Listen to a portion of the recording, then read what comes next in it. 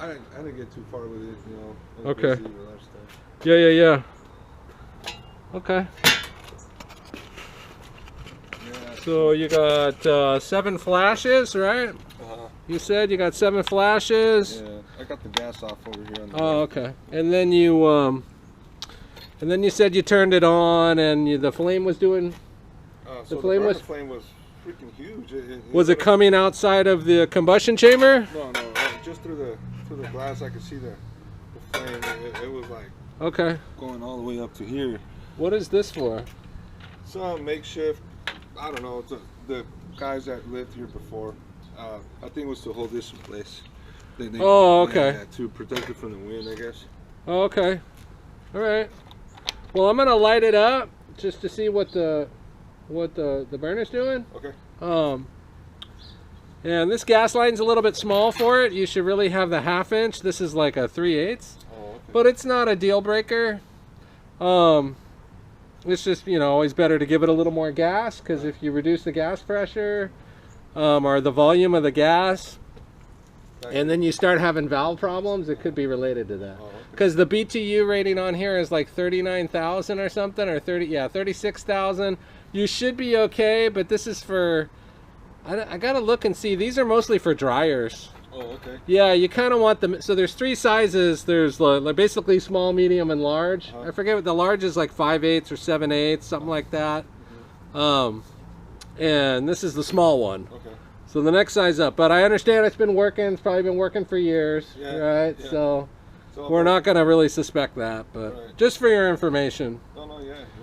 So yeah, let me. You know, I don't know their official name, those older types, but they're like mechanical. Oh, okay. I think, you know, these are basically LED.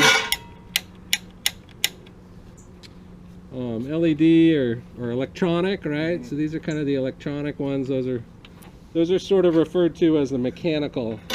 Yeah. More reliable, huh? Yeah, there's less to go wrong. You know, they're just kind of bulletproof a little bit. And okay, so I heard it click and it's flashing once every 3 seconds. That's normal operation. Get this thing out of here. Yeah, the other day it was flashing all over the place. You know, I was doing 2 and then doing 4, and then. Oh, really? And then at the end, it just stayed flashing at 7. Oh, okay. Yeah. So it did 2, and then it did 4, and then. Yeah, it was all over the place. I was like, what the hell is going on? Yeah, that is a little bit funky. I'm just trying to get this for the viewer. Let's see what this crazy flame you were talking about looks like. I'm really curious. Yeah. Was it kind of dancing around? Was it doing this, like where it was? It wasn't dancing. It was just huge fireball. Oh, okay. Yeah. Okay. Was it yellow or orange? It's all yellow. Yeah. Yeah, that's probably just the condensation. So when you, I did hear a drip. yeah, Okay, so that's. I heard a drip and. Yeah, so that's typical, especially on a used water heater. Okay. When you first start it, you'll get condensation that falls. It's like there's like water vapor inside the gas. Oh, okay. Or there's some kind of conversion between the gas burning and the tank being cold, the metal on the tank, and it and this water vapor forms on the flue and drips down. There's like a damper inside that actually slows the gases from leaving. It's supposed to heat that flue and help heat the water. It's just part of the efficiency.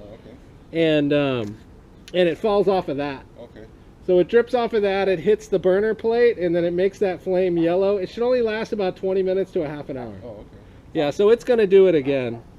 Well, let's see. Yeah, I think I can see it.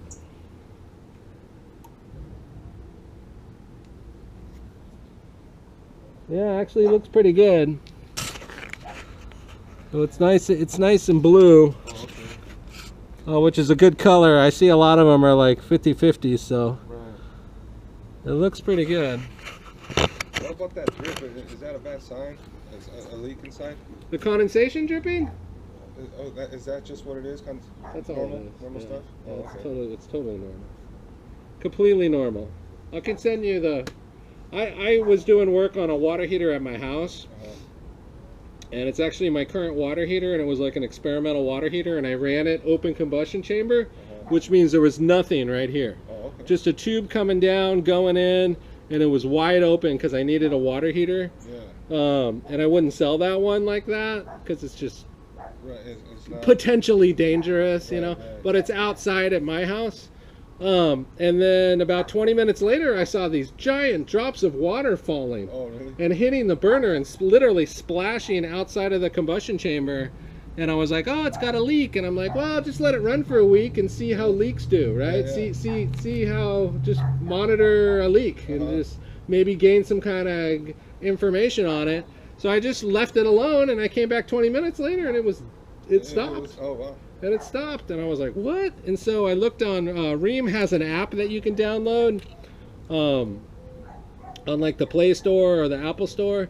And I'm actually signed up with them under my email, and I was going through their troubleshooting, and they have a whole thing. No, so it's a sealed combustion chamber. So the combustion chamber is sealed. So there's no way for wind to get in there. I mean, air gets in through the side, so these vents on the side, it draws air inside there. Because it's combustion and it needs oxygen, right? And so it draws the oxygen in, and it needs that.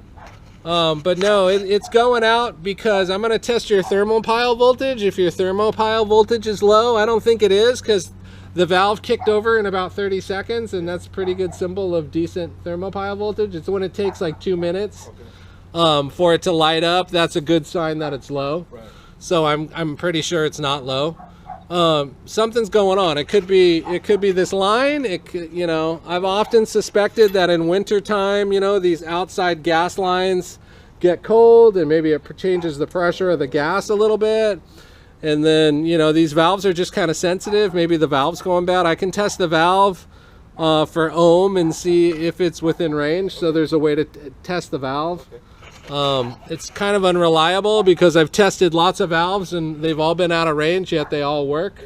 And then I've tested valves that come back code 7 and they're within range. So I don't, you know, I'm getting mixed information on, yeah, I don't know. It doesn't really help me. But according to Bradford White, they got to be between 11 and 13 ohms. If they're above 13, they're bad. If they're below 11, they're bad. And they all come back at like, you know, 13.6. And then I test the bad valve, and it comes back at 12. And I'm like, what? Well, that doesn't help me. You know, that doesn't do me any good, because now I don't know what to do. You know. Yeah. So, but it's something. You know, and that's what they say. I think it's off. So. No, it's flashing. It's just barely flashing. So okay, so let's see. What's the good thing to do? So we will test the valve for ohm. Probably replace the valve because you got a code 7, so that should buy you some more time. I recommend you change this gas line right here. I actually have little tiny ones, but you got to change the valve too. Over here, so you need like because the valve is sized for that size. So you need change the adapter. Yeah, the adapter, exactly, and then the shut. You just need a small one, so that'll help. I mean, it just kind of rules it out. And but I think you'll probably be okay. I don't think that's really going to help you a lot, but it's at least something that you can do. But sometimes it's the valve and sometimes it's the motherboard. So sometimes the motherboard, like they have recalls on these things. Yeah. And you know, if you don't register your water heater with Rheem or whoever, you're never going to know it's been recalled. Oh, okay. And so they get batches of these things that can be bad, and then they tell you, and then they send you a new one, right? And then you replace it so you don't get problems later on. So it could be something like that. So usually when I change a valve out, I'll also change the motherboard or the cover too, so that way you don't have to, you know, turn it back on 3 days later, hopefully. And then I try not to, you know, everything I have is used. So this is the one I brought right here with me. So this one's used. So this one is WV8840B1158, and this is WV8840C1404. So they're technically different. They're just like batch numbers or something. But this valve should be good. I pulled it out of a water heater that was leaking. Oh, okay. And it's actually got the larger size adapter on it. Okay. So yeah, let me go get my tester. It seems to be running right now. Let me look inside and verify. Yeah, it's running. Flame looks good. It's a little bit yellow just because it's dripping. Yeah. But we might as well just let it run for a little while and kind of get you some hot water. Yeah, that'd be nice, right? So it was shutting off on you, and then it was shutting off more and more and more? Yeah, I did it. So it was increasing? 3 times over the last week. Oh, yeah, that's a lot. And then you come out and there was nothing, no status light? It was just dead, or it was blinking? I'm going to go ahead. What am I going to do here? I'm going to test your voltage. Your thermopile voltage. GoPros in the... it's like a fisheye camera. Right. You know, so I can't really do close-ups. Yeah. So I have to put the camera really close.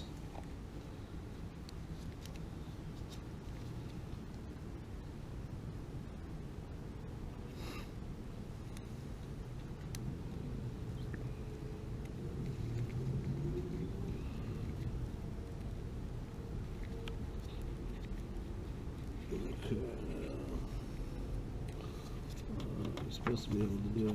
You're supposed to be able to ground it. Guess that's not happening.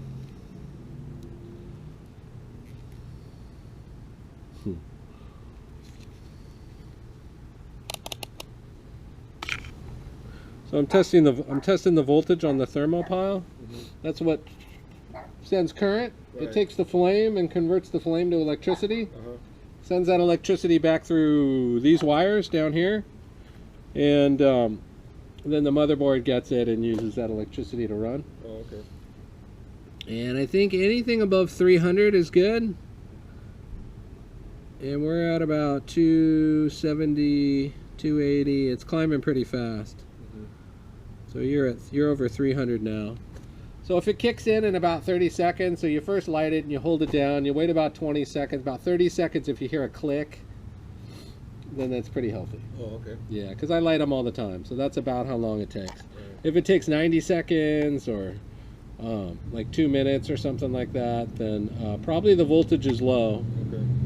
And then you can actually clean them. They just get like residue on there, you know, from the flame. Right. So they kind of get soot and they get a little bit of ash and they just kind of get coated, burned over and over, carbon, and it'll reduce the amount of it'll like insulate it. It insulates it from that heat. Yeah. And so that heat will produce less. But I clean them all the time. Like I've seen them down to like 325 millivolts. I clean it and all of a sudden it's back up to 700. Oh wow. Right? So it's supposed to be a very common thing where you have bad thermopiles, but I don't run into it very often. So we're at 478, still climbing. Show you guys what's going on. So I've got one test lead in on the ground side, one test lead in on the positive side. You can actually ground one of those test leads to the jacket of the water heater, and that will also serve as a ground, so it just needs to be grounded somewhere. You don't want to put those prongs in too deep because you can actually spread the I don't know, what are those things called? You can spread the metal out and then get a bad connection when you reconnect it, so you just want to barely touch it. Okay, we're at 520, so it's plenty healthy. But we might as well see how healthy it is. So there's definitely something either going on with your valve or going on with your motherboard.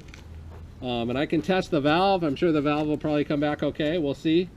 I don't know how to test the motherboard. Right. There must be some device that Honeywell has somewhere to program them. I mean, how do they program them? They either program them when they make them, or they have a little ROM chip or something on there, or maybe they have a little device they can plug in and actually communicate to it. And so I'd love to, they're actually local here in San Diego. I actually want to reach out to them and see if I can go interview somebody for my channel, because I got like a million questions for them. They would be throwing me out of there. They'd be like, all right, we got to go. We got to get back to work. I'm like, no, wait, hold on. I got more. Yeah. Oh yeah. Yeah, I'd be driving them crazy. But they sold the company to Residio, and I think it's all manufactured in Mexico now. Oh, really? Yeah. So just it's less expensive. Right. We're at 562. And I think that's it. I think we might get up to 565. So you got a little bit of soot on there, but nothing major. I mean, it would take years probably to reduce it down. Oh, okay. You're more likely, because you're out here and you have no cover on the water heater, if you can get this thing covered so the sun really beats these things up. Yeah. It ages the plastic. And then rainwater gets inside there, and rainwater will get inside your water heater. It'll just run down the side, and it sits in the bottom. Oh, okay. And it soaks into the insulation. It makes it harder for it to breathe. So if you can get some kind of cover over this thing, it'll help it a lot. I've been looking into one of them enclosures. Yeah, you don't necessarily need a full enclosure, but maybe a roof over it. Oh, okay. Yeah, do you own the house or rent? Rent. Oh, so yeah. I could probably get the owner close to it. Yeah, so, all right, so we're done with that. And we're gonna test the valve for home right now, because we gotta change it anyway.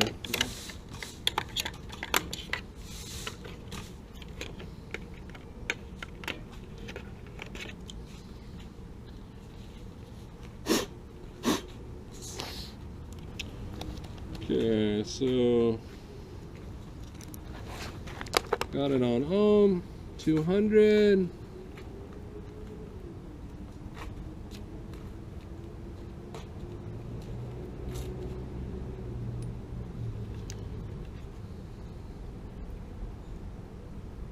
Show you guys what's going on here.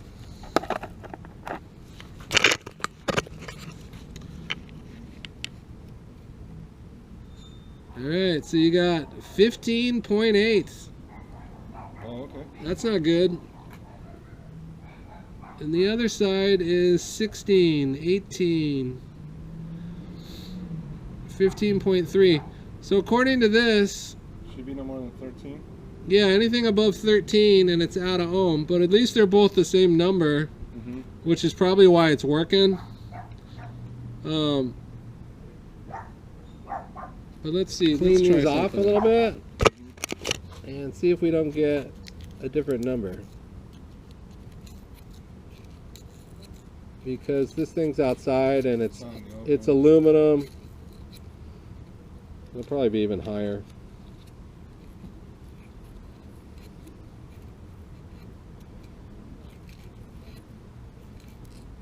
I'm just trying to. Okay, let's see. After cleaning the prongs here, yeah, 15.3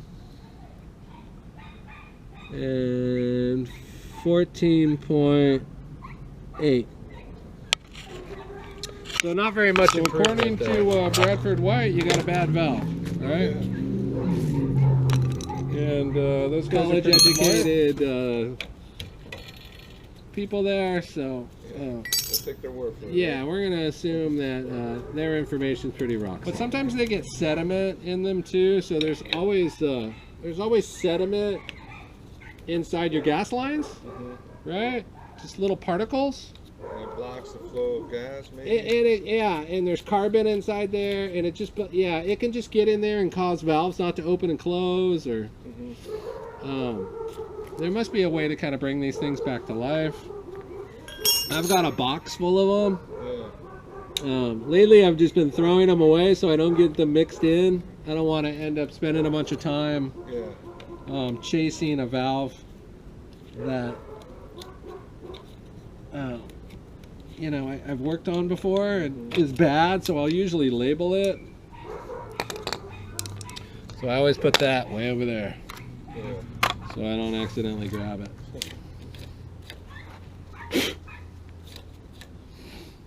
So here's a shot of the thermistor. So this is actually a water temperature sensor. Okay. So this will sense the water temperature, and it's got two sensors, one on either side, and you can check this for ohm too. There's the little connector. You need like almost a needle You have to put a needle in there. Ground is in the center. There's one on the left, one on the right, and those two numbers should also be similar. So they're going to be like, you know, 1070, and the other one should be like 1070, 1071. If it's like 3000, then you've got one that's out of ohm with the other. That'll send a mixed signal back to the motherboard, and then it will kick a code 5 back. You've got a code 7. So 7 is gas control or valve failure. 5 is temperature sensor failure. So actually there's a 3, 4, and a 5, and that all has to do with the temperature of the water. And there's like a 7. 7's pretty much the gas control valve. There's not too many about the valve, and then there's a lot of sensors. You actually don't have a sensor on here. There's a little kind of fuse thing that's going on inside the water heater that will burst if it gets too hot. Right. And it closes a little. Closes a little check there. I know that's probably more information than you. You want? I'm talking to you, and I'm talking to them. Yeah. So, all good, man. all right, cool.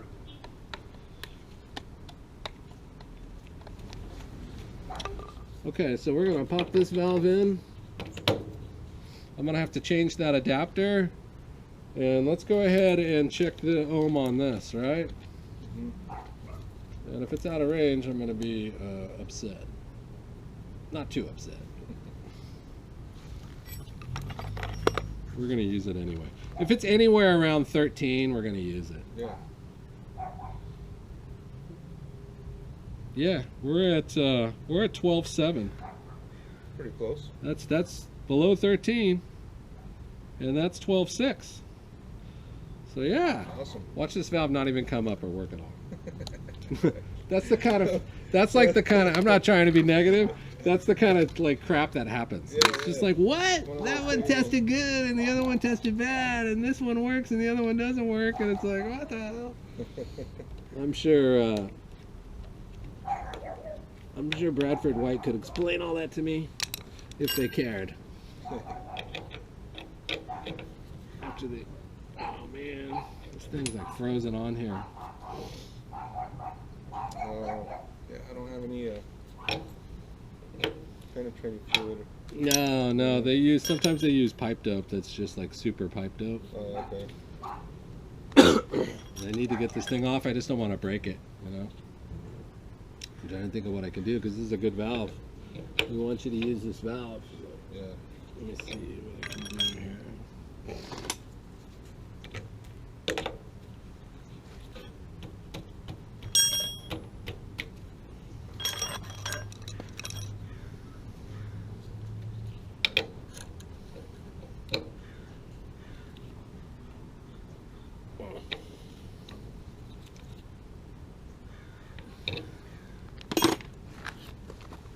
That's actually the wrench I need. Oh. The wrench I used is the wrench I need.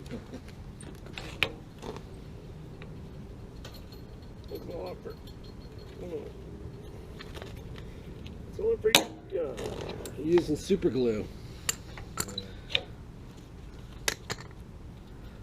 Yeah, I just broke that little tab off, but that's no big deal. All right, well. That one's on there, huh? So. That one's on there. I have a line for you. I just don't have a shut-off valve that I can make it work on. Okay. Let me think for a second. Sometimes that adapter will fit over this end right here.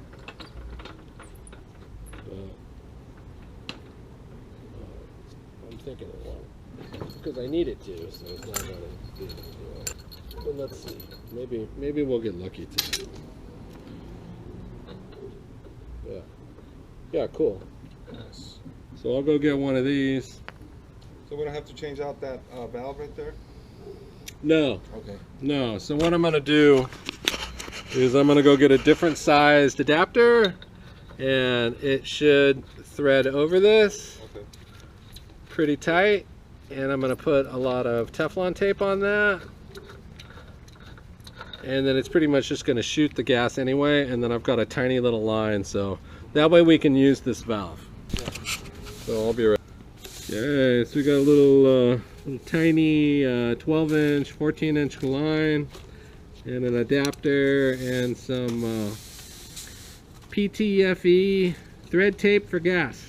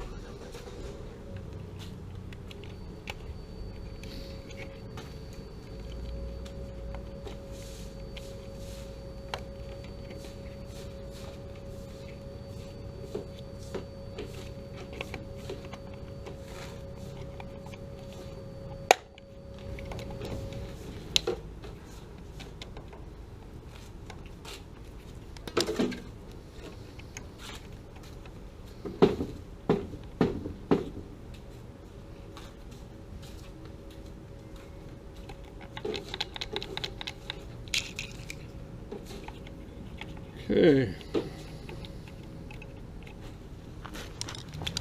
So just to recap, we changed the valves.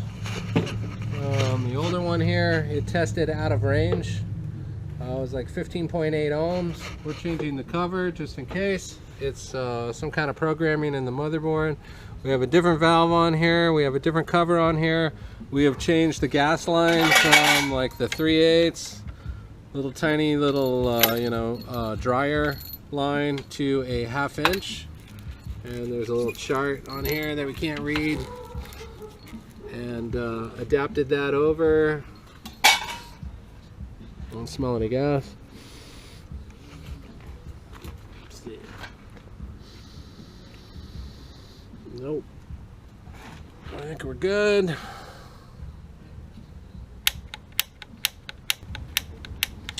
Okay, so it came up normal operation.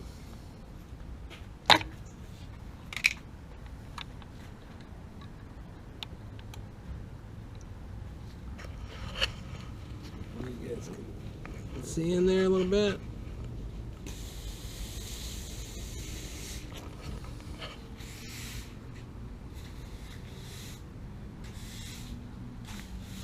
And that's it.